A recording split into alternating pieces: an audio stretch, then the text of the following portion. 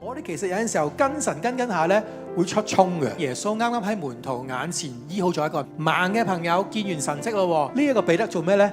佢又係做接近嘅動作。佢見耶穌拉走個盲人，佢又真係拉耶穌。哪來嘅膽量？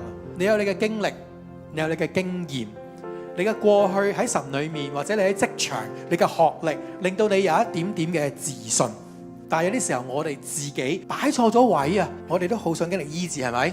我哋都好想俾主加添我哋嘅信心，做嘢做各方面去經歷更新，係咪？但喺嗰個過程裏面呢，我哋都要小心，好似彼得咁樣樣。我哋求主帶領嘅時候，有啲位我哋可能自己都會有機會擺錯位。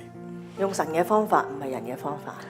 點樣用神嘅方法，唔用人嘅方法呢？彼得又好似好有信心話：啊，你係基督，跟住轉頭就話：喂，你唔好受苦啊！你千祈唔好做傻事啊！耶穌話：唔好搞我啊！你究竟知唔知道我喺度做緊啲乜嘢？